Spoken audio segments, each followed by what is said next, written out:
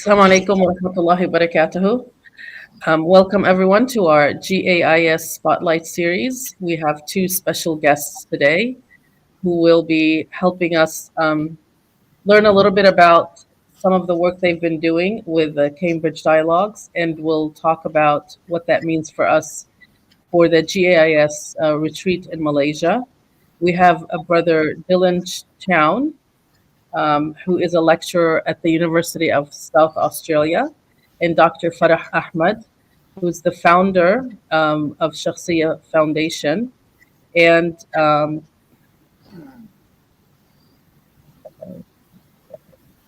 Dr. Farah Ahmed, again, is a senior research associate at the University of Cambridge and the founder of Shakhsiya Foundation and research.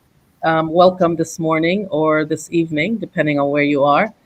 Can you please share with us about a little bit about your work with the Cambridge Dialogues and what that means for Islamic education and how we move forward? Dr. Farah will begin with a presentation and then we'll chime in with some conversation, inshallah. Dr. Farah. Okay, assalamu alaikum everybody. I hope you can hear me. Can I just confirm that everyone can hear me? Yes. Okay. Assalamu alaikum, bismillahir rahim, alhamdulillah, rabbil alameen, salatu salam sayyidina Muhammad wa alihi wa ashabihi ajma'een. Okay, so today the purpose of this spotlight is to do a couple of things. One of the first things we're going to do is sort of do a preliminary sharing or a white paper that we put together through basically a gathering conference that was held late December 2023. And the purpose of sharing that is to kind of illustrate some of the work that we're planning to do at the Global Association of Islamic Schools annual meeting in Malaysia later this month, inshallah. So my colleague, Nadeem Memon, was supposed to be here with us, but unfortunately for health reasons, he hasn't been able to join. So Dylan Chown is standing in for him.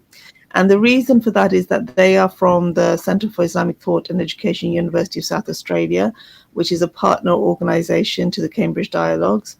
A second partner organization that you should be aware of is the Cambridge Muslim College, which I'm sure most people here will be familiar with, but is a community-run Muslim-led college within Cambridge. The college shares as its dean, Professor Tim Winter, Sheikh Abdul Hakim Murad, who is also functions as a lecturer at the University of Cambridge. So these three organizations came in partnership to hold the event that I will be explaining and talking through, and you'll see how this operates. Let's talk through it. So this part of the Cambridge Dialogues, because there's actually two parts to it, is called Roadmap to Renewal, Islamic Educational Theory into Practice. And this is a white paper that came out of, it's not allowing, let me try this. Okay, there we go. So just to give you a bit of background, we know that K-12 Islamic schooling, so schooling or education for children under the age of 18, has undoubtedly made some significant strides since the past decade, since the World Conferences on Muslim Education, which were initiated in 1977. And I do want to give a little bit of history of why Cambridge. Well, why Cambridge? A number of reasons. One is that I'm based there and I was initiating this, and this is part of actually a research grant that I have to do some work in this area. But the second reason for Cambridge is actually one of the architects of the World Conference, and the first one in Muslim education, was Professor Sayyid Ali Ashraf, who you may have heard of. And Professor Sayyid Ali Ashraf, after the conferences, he moved to Cambridge. And it was from Cambridge that he set up the Islamic Academy, and he ran a journal, an academic journal called the Muslim Education Quarterly, which ran all the way until 2006. So this was an academic journal looking at Islamic education for over 25 years. And what we wanted to do was try and renew some of that history of the work that was being done in Cambridge and to sort of revive it. But we also are very aware that there is this looming angst over the absence of an educational model that we can call our own. Muslim schools, Islamic schools, we feel that there's something missing. There is a gap. And as we're increasingly grappling with how to center the Islamic more deeply and authentically in our work, we're embarking on this process of renewal, tajdid. So in this spirit, in this conference, what we did was we brought together 3 groups into dialogue. And this is significant because we didn't want to repeat academic conferences as were held in the World Conferences on Muslim Education. Neither did we want it to be simply a gathering of school leaders. We wanted to do something slightly different. So what we did, and all credit to Dr. Nadeem because this was his idea, is that we brought together 3 groups: school leaders, academics who work in the field of Islamic education, and theologians or ulama, scholars, each contributing with constructive insights from these complementary vantage points towards a roadmap of renewal. So basically, what happened is that we gathered together for 2 days, and there was a series of questions and a series of activities that we worked through. And the learnings from those 2 days have been turned into this white paper, which we will formally launch at some point. But this is like a preliminary kind of introduction to it. Alongside that, I do want to let everybody know is that following those 2 days, the academics, we stayed on. And we stayed on for another 3 days, and we had further meetings, which were much more academic. But they were there to kind of build a network that can support organizations such as Global Association of Islamic Schools and other organizations. We want to bring our work together and be there for collaboration and potentialities through this dialogic practice loop that we envision.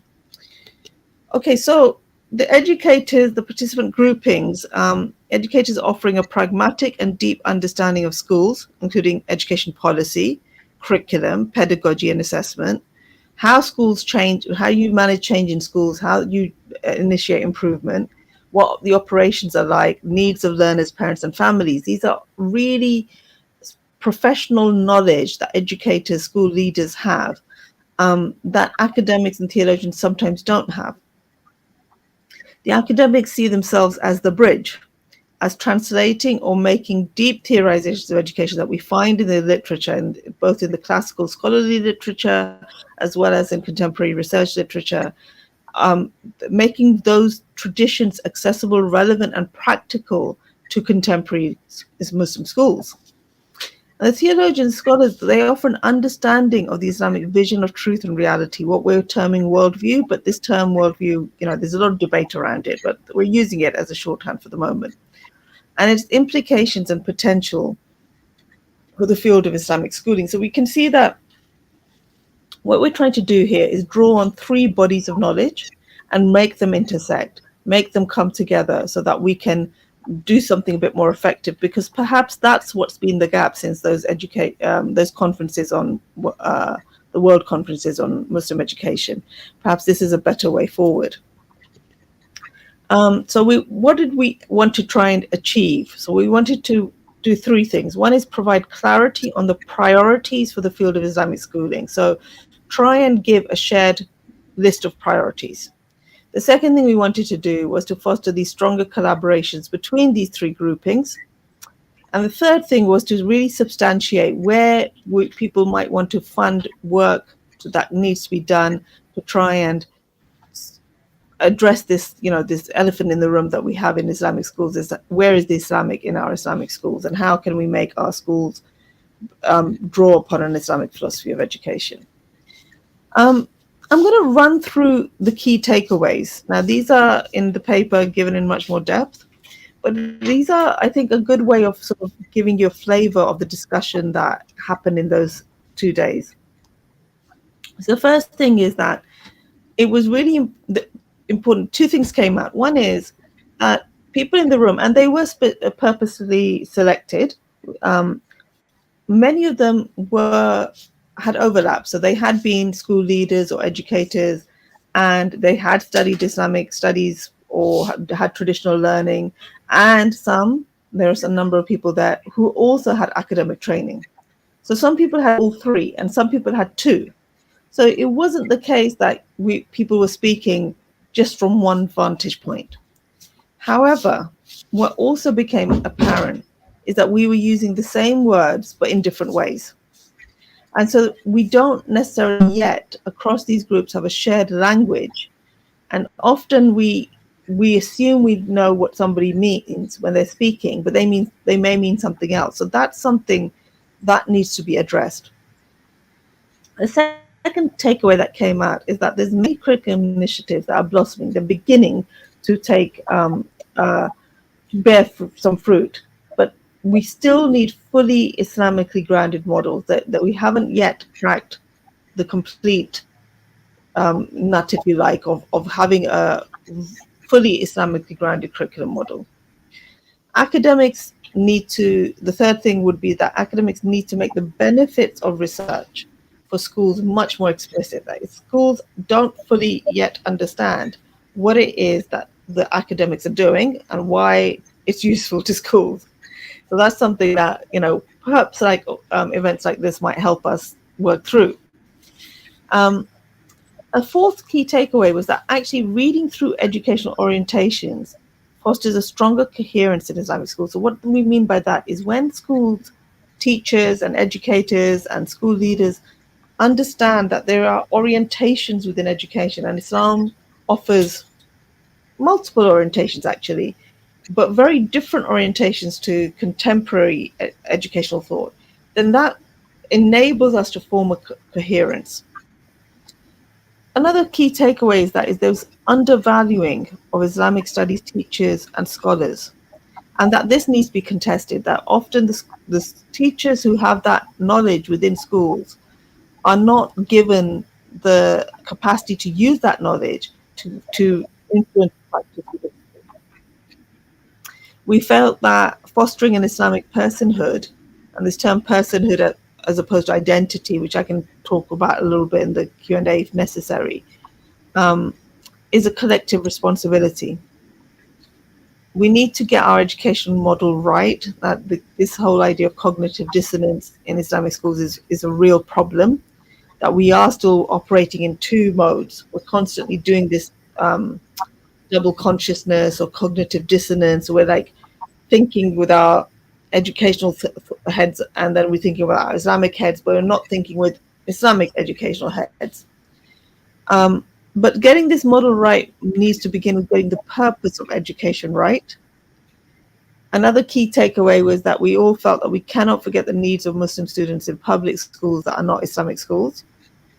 And the final thing that came out was that diversity offers richness in our school cultures and enables critical thinking. And we need to move from having one perspective offered to our students in terms of their understanding Islamic worldview and understanding how they understand Islam, to more diverse perspectives within Islamic culture and thought, to enable critical thinking for our learners. So these are the sort of 10 key takeaways, and you can see that I've gone through quite a lot of things here. So I've got, I think I'm about halfway through my slides, but what I'd like to do right now is pause, and I'd like to ask Dylan first to offer some thoughts, then and then after that we can maybe have some Q&A, and then if we have some time, I can go back to some further slides that can give you a bit more detail about what happened in these 2 days that we're calling the Cambridge Dialogues. So if I can invite Brother Dylan to offer his thoughts. Bismillahir Rahmanir Rahim, and Assalamu alaikum everyone. A wonderful opportunity, and credit very much to Dr. Farah Ahmed for her leadership, mashallah, and for the partnering organisations to support it, and for GIS for having us here. I think at each vantage point, the irony, if there was one thing that we could say that we have in, among many things that we have in common, and that is that the worlds we inhabit are very busy worlds. So if you speak to a school leader, schools are very busy places, not much time for pause. If you speak to our theologians, they have usually dual roles. So they're formal or professional role, but there's a huge community role within much of their work.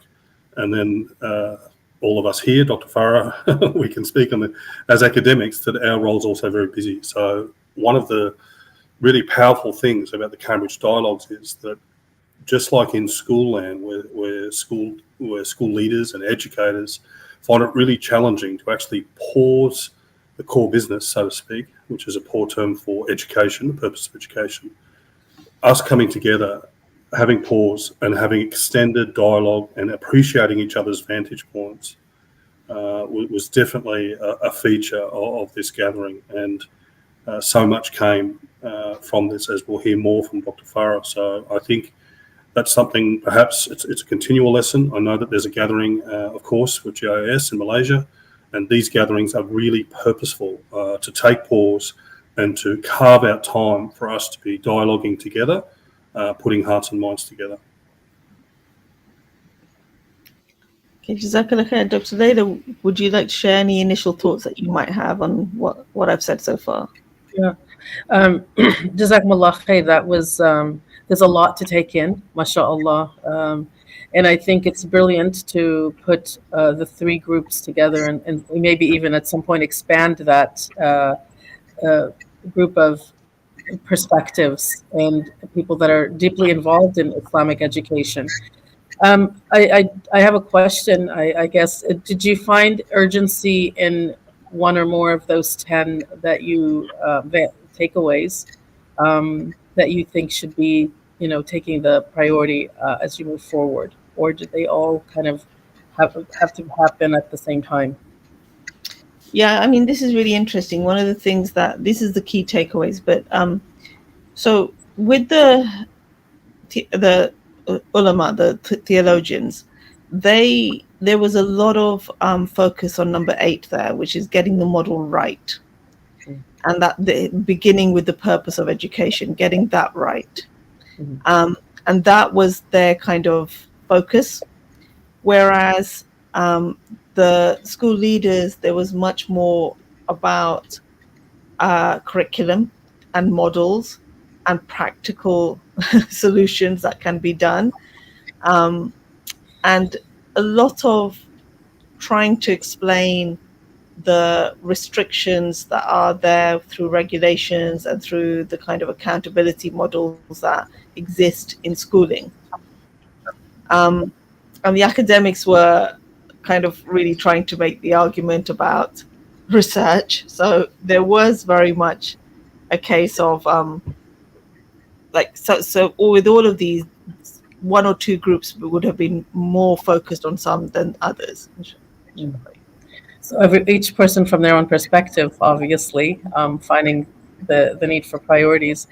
As a school leader who's actually taken research and working on attempting to transform the thinking of our teachers and work on curriculum, I all of those are important. Everything you mentioned is important, and it actually, for me, as someone on the ground, have realized that it all has to happen at the same time. Like, we have to be looking at the research. We have to be the understanding the aim and the purpose of education is critical. But how do you get all three groups to kind of focus and move forward together when each has a different area of prioritization because of their specific context? I mean, so we see this as an initial attempt, and we see this as something that we're going to be building on. As I said, we haven't yet worked out all the details of it, but at the end of this month, when we meet together in GAIS, we're going to continue this conversation, maybe do a similar kind of activities to strengthen the understanding. In the long term, what would be ideal is to have, and I believe that SITE has started making some strides toward this, because they also, obviously they have Professor Muhammad Abdullah, who has the religious studies background on board, and then they have some schools on board. So SITE, being the Centre for Islamic Thought and Education in Australia, of having the long-term vision, so that over a number of years we're working together, we're meeting regularly, these three groupings, and are sharing thoughts and ideas and working on projects collaboratively. That is how we're going to create effective and long-term and embedded change. So that's the idea. And we're at the beginning of a journey, and inshallah, we're hoping to build on this journey. So we'd love to hear the thoughts of the school leaders or anybody else who's joined this session of suggestions that they may have of how we might want to move forward. Let's see. I'm looking in the chat. Olive School, looking for practical solutions to the disconnect between academics in the classroom. Looking for practical toolkits for schools to implement any new initiatives or improve any existing initiatives, subjects, projects, areas of the school. So they're looking for practical solutions and making the connections. And then, of course, Brother Yahya says, describing different parts of the elephant in the room. So happy to have you on board. So practical solutions, obviously for Islamic school leaders or educators, that's always at the forefront. How do we do this on the ground? But would you like to address those, or would you like to continue with the presentation? Maybe give us some more insight of some of the specific things that came up during the Cambridge dialogues.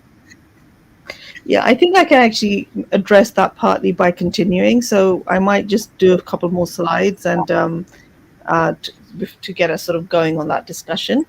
Okay. Okay.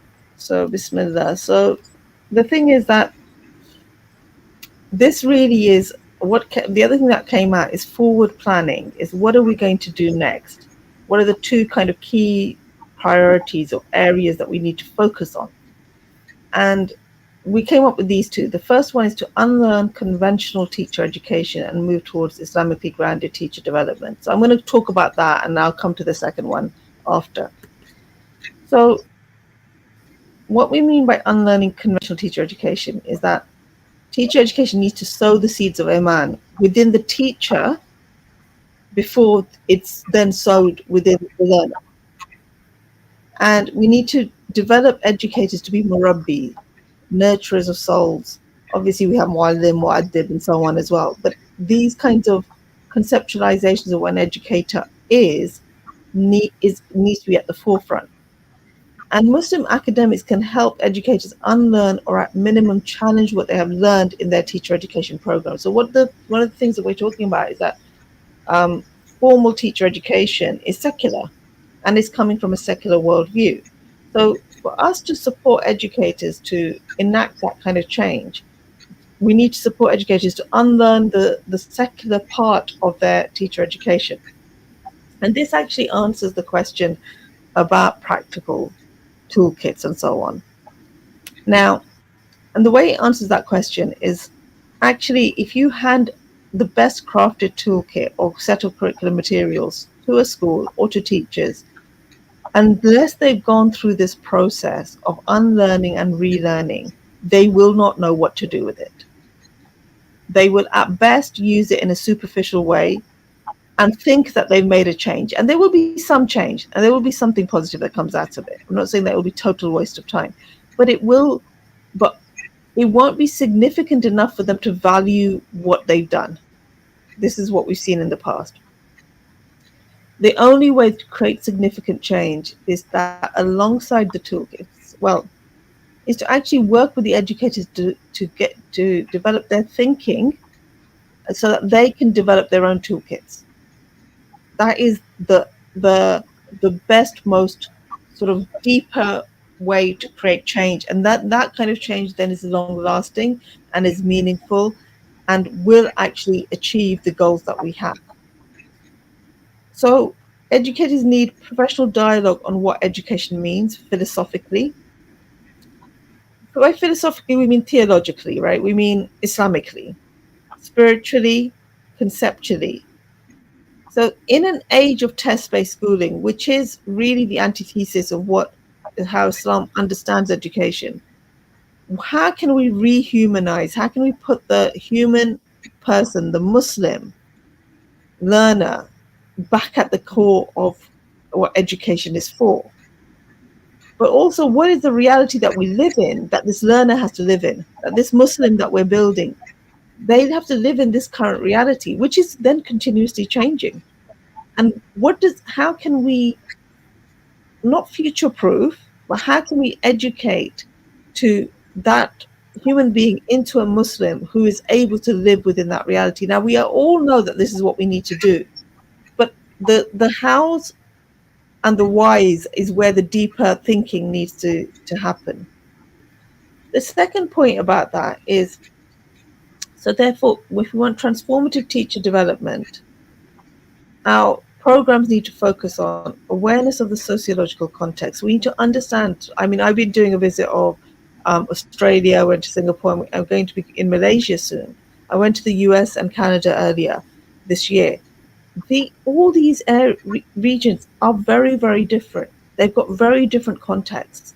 And so what is working in Australia is not necessarily going to work in the UK. I met many educators in Australia saying that, oh, we know that UK community is far ahead of us. And I was like, I don't think so. I really don't think so. There are some things that are there in the Islamic schools in Australia that we are not seeing in the UK schools. There are other ways that some schools in the UK may be offer as an example or a model that the Australian schools may want to consider. But that sociological context of the location, the geography, the history, that's really important.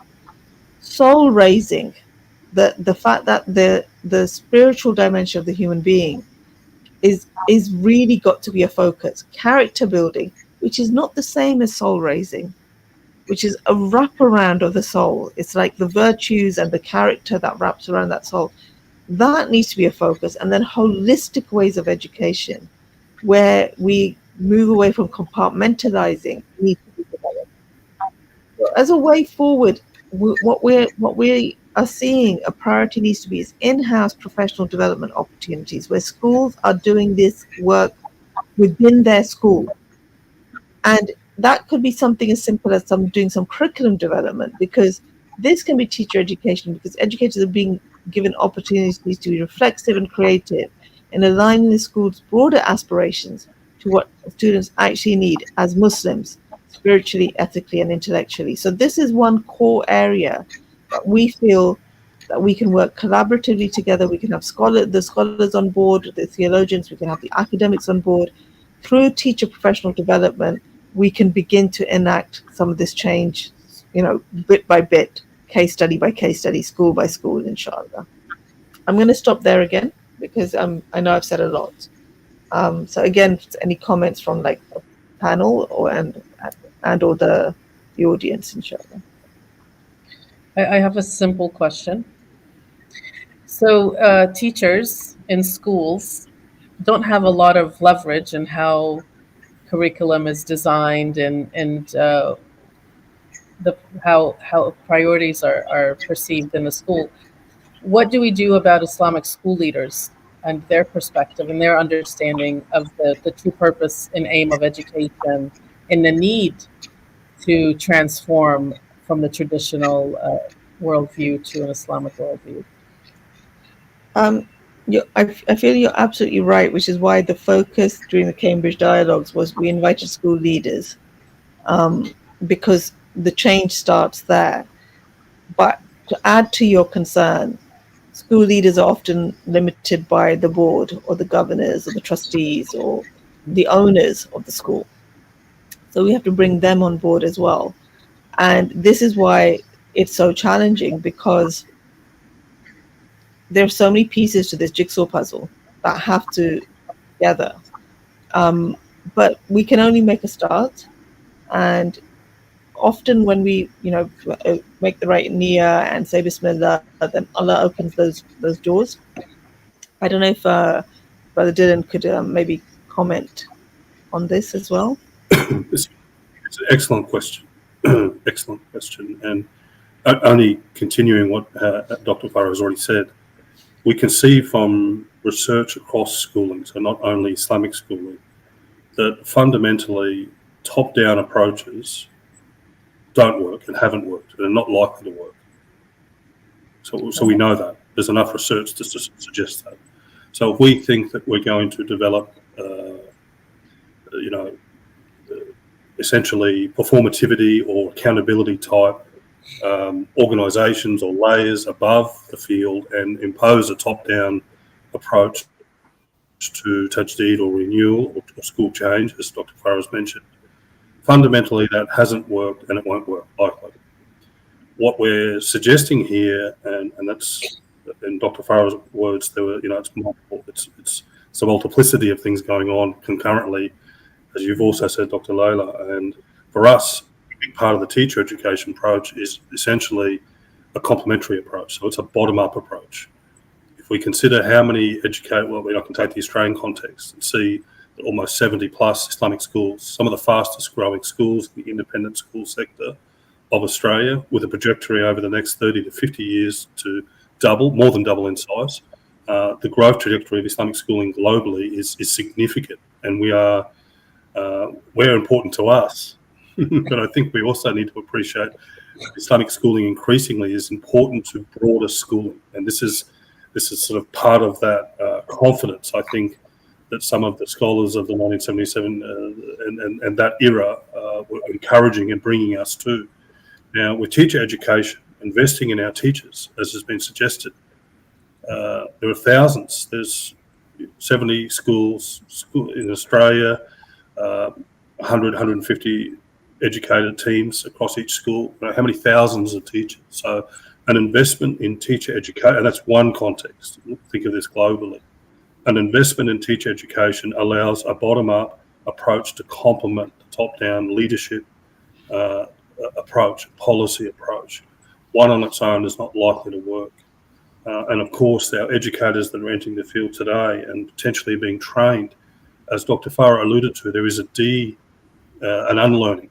There is a decolonial element to the work, not just as for academics, but also for teachers, for us to unlearn the what works approaches, the evidence-based approaches that have been imposed on us, but have never considered the contextual realities of Islamic schools, have never considered the Muslim learner, and in the main do not consider either conceptual or empirical studies on Islamic schooling or education. So it's a very exciting era to think about teacher education programs that are drawing from this archive and are connected to the theologians and the conceptual rich history that we have. So I see a lot of hopefulness, actually, that as we embark on these strategic directions, it's a generational effort, as it was for the shoulders when we stand on in the First World Conference. I just want to add a couple of things to that. First thing is that it is about being strategic. So we actually see the annual meeting of the Global Association of Islamic Schools a really brilliant opportunity to do this work, and if we can manage, and we appreciate there's logistical challenges, financial challenges, but if we can manage to bring the same groups of people together regularly on an annual basis to review, to move things forward, then we will start to see an annual incremental change. That's one thing. The second thing, which I mentioned very briefly at the beginning of my presentation, is that, as I said, we had the 2 days with these 3 groups, and then we had another 3 days where it was just us as academics. And at that, we were refining 3 papers that we're working on.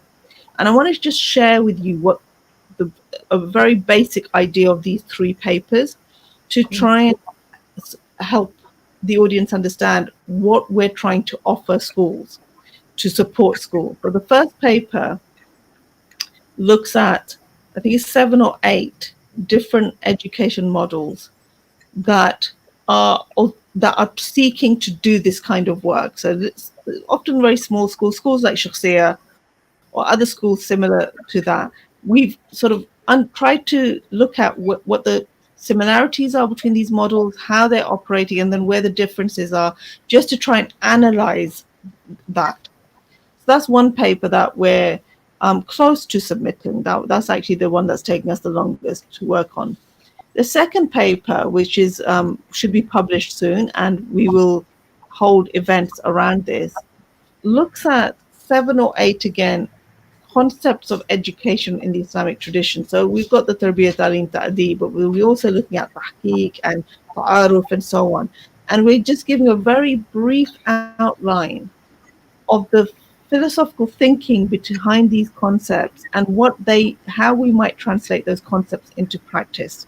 Okay, so that we feel is one key way forward for this unlearning the conventional teacher education and then relearning. What are we replacing that with? So that paper too, the second paper, the Cambridge Dialogues, which is an academic paper, but we will try and translate that into accessible language for teachers, can offer, right, what's the rebuilding that's being done? The third paper is probably not so much interest to teachers as such, but maybe of interest to people who are embarking on a master's or so on, is we've tried to put together 10 design questions to support Muslims researching Islamic educational practice to do it from an Islamic lens. How can we draw upon our own epistemology, our own ways of knowing, to do our own research? So this is the other work that is being done collaboratively by international team of academics, many of whom have been on your spotlights or your scholar theories, to try and bring some coherence and to offer teachers and schools materials and ideas and thoughts to work with. Does that help answer your question, Sister Leila? Yes, it does. Alhamdulillah. I mean, what the bottom line is that the work is being done. We're starting. This is like the beginning of a very long journey, but the work is being done and we're moving forward. And I think taking the research and turning it into practice, right, the theory into practice, is critical. It is going to take time. The unlearning will take time. The re-educating will take time. But I think it's important that we also look at this as a global Islamic issue. We each have our own context. Absolutely, things in the UK and Australia and the US are quite different. What we're dealing with as obstacles and challenges are different. But I think the answers are going to be quite similar.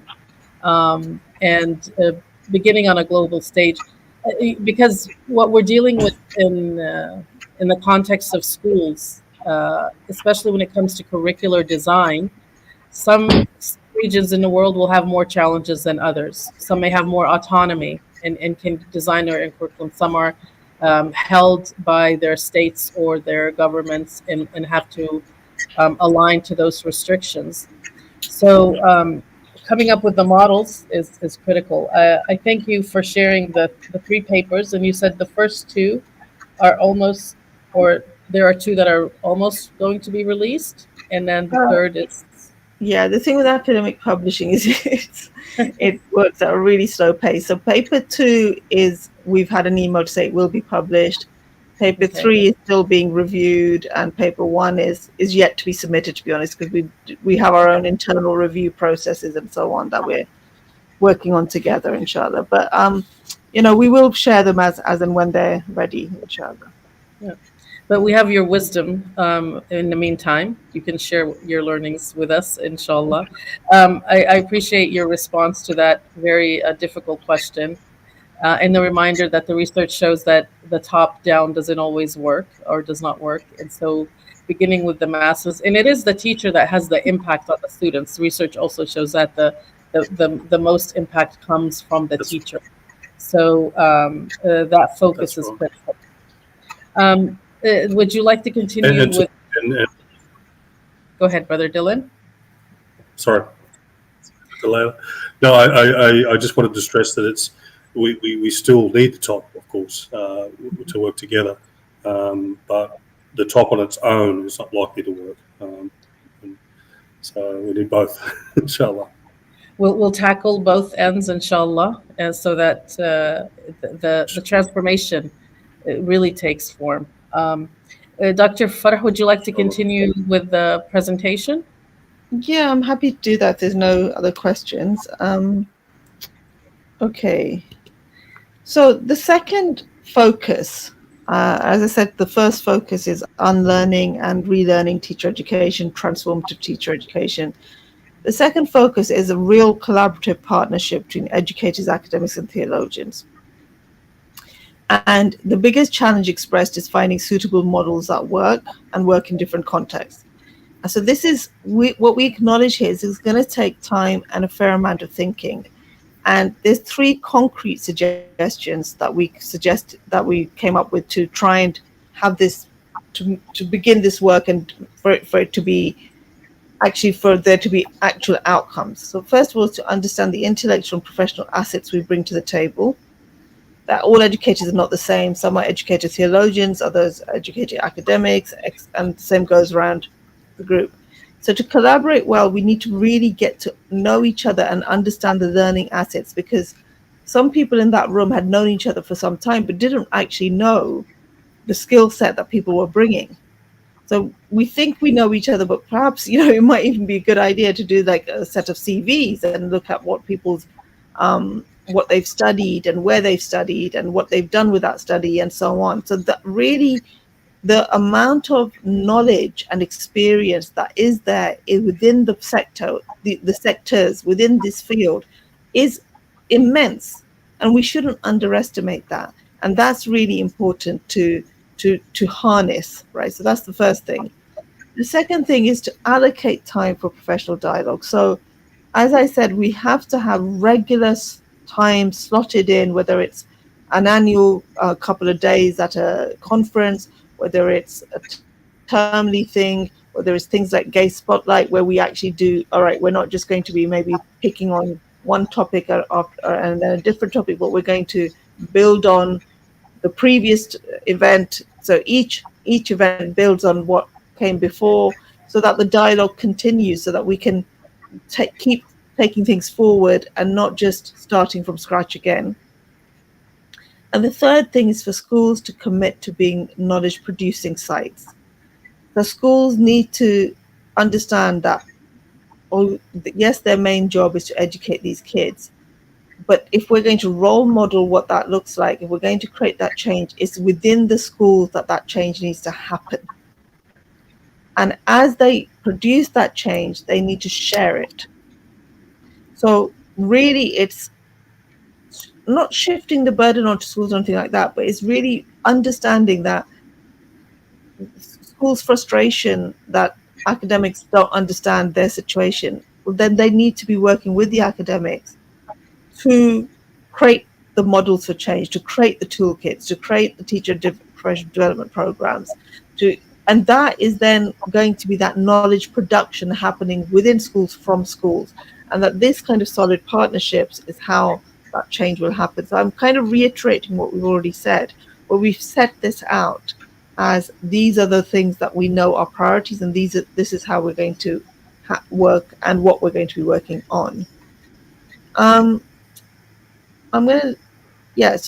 let me just give this as an example. So we've got a set of, I think, 6 questions for the future dialogue. So we will select from these in the GAIS meeting at the end of September. So this is one of those sets, right? So we've got like questions from educators to academics, academics to educators, academics to theologians, like that, right? But I wanted to select just one example. So these are the questions for future dialogues that emerged that educators want to ask theologians, or want to ask scholars, right? So what is the Islamic worldview? In what ways can we think about education from an Islamic worldview? How do we foster that in ourselves, the worldview? How do we foster that worldview in ourselves as educators or murabbis? And that's why we use the term educator, because it's closer to murabbi than teacher. How do we embed it in our curriculum, the Islamic worldview? How do we foster the Islamic worldview in our students? How do you correct an incorrect model, right? So we know that our models are not built upon Islam. So what we're asking theologians, how do we correct the incorrect model that we have?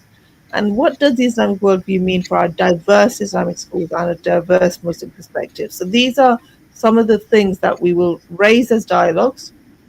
And what emerges from those dialogues, that learning, we're going to do the same thing again, publish white papers, do events like this, and say, right, these are the questions we asked, here are some of the answers that came, and this is what we're going to now be doing moving forward. So that is another kind of practical example of how we can collaboratively work together in this interdisciplinary kind of way to move the sector forward, inshallah. Well, this is really exciting to see. We lost Dr. Farah there, but The questions are telling in what would our practitioners need. And I love the idea of the schools being open to researchers, because how are we going to know whether it's working or not? It needs to be this reflective cycle of research, embedding the research. Did it work? Didn't it work? What do we need to change? And going back to the academia. And so I think that's a really excellent point that many of us probably have not thought about in this collaboration between the researchers and the practitioners in that sense. Um, I'm wondering if you had questions also in, among different groups. That was a set of questions Yeah. for theologians, and then were there questions from the researchers for the school leaders, and did all of that come out of the dialogues as well? Yeah, all of those are there. There's, I think, at least five. I think there's 5 sets of questions. It could be 6. They are in the white paper. I didn't want to go through all of them because we've only got an hour, so I haven't put any more on the slides. This is my final slide, but yes, they are there. Okay. No, thank you for sharing that. Brother Dylan, do you have anything you'd like to add as we come to a close? We have a few more minutes maybe for Q&A and final thoughts. Only to echo your reflections, Dr. Layla. I too share. I feel like it's an incredible opportunity to be creating spaces in the context of Cambridge dialogues, where it brought together those 3 groups. The generative space of bringing those 3 groups together, potentially in an Islamic schooling site, is potentially, it's very, very hopeful. And I think that's a metaphor for what we gained and what we learned at Cambridge Dialogues. Hearing the language of school leaders, which is slightly different, which was captured in the white paper, slightly different language to the language of academics. And then, of course, the theologians, who are very insistent on conceptual work, as are academics, but at a different level. So that coming together. But in the case of a school site, the part of the challenge is, and when you hear from school leaders, and even some comments here, which is natural, schools, we'll ask schools, when do you need it? And they'll say yesterday is when they need it. Now, when you can be working in real time together, in collaboration and in partnership on school sites, that whole concept of being a knowledge producing site and to be in constant collaboration, that can be going on in, all across the world. And then these touchstones that we have, like the upcoming event in Malaysia, are important touchstones to be harvesting some of this. I'm definitely, again, credit to Farah and Dr. Nadeem for capturing this in a white paper, because I think there would be many colleagues around the world that are doing and meeting in various ways, but the more and more the importance of sharing is key. Thank you, Brother Dylan. And I just want to remind our viewers that at the Malaysia retreat for GIAS, there is an opportunity. We've embedded opportunities for dialogue, and that was led by Dr. Nadeem. And we do want to thank him. May Allah reward him and all of you for the work that you're doing. And we ask Allah to give him shifa and Allah yashfi amradna wa amrad al-muslimin. But the work will continue, inshallah, at the retreat in Malaysia. There will be a brief presentation about the outcomes from the Cambridge Dialogues in December, and a reflection on what's happening in the retreat itself, the learning that we will take on from our experts in Malaysia, and then some reflection and dialogue about where do we go from here and what can we do to collaborate. So we look forward to having our school leaders, our educators, our researchers at the Malaysia retreat to continue the dialogue that started in December. And we ask Allah subhanahu wa ta'ala to give us tawfiq on this journey and guide us with steadfastness and wisdom so that we can impact the transformation and the renewal of our Islamic education. It is much needed, and it is a process. I think patience should be part of our formula. It takes time, and it does not happen overnight. So our patience and our steadfastness is necessary. Jazakumullah khair, Dr. Farah and Brother Dylan, for joining us this morning and sharing all that you have with us. And we thank our audience for joining us. Any final thoughts from Brother Dylan and Dr. Farah as we end the program? No, Jazakallah khair for inviting us, and we're looking forward to an incredible event, inshallah, in a few weeks. Inshallah. Inshallah. It's right around the corner. Jazakumullah khair. And assalamu alaikum wa rahmatullahi wa barakatuh. All right. Assalamu alaikum.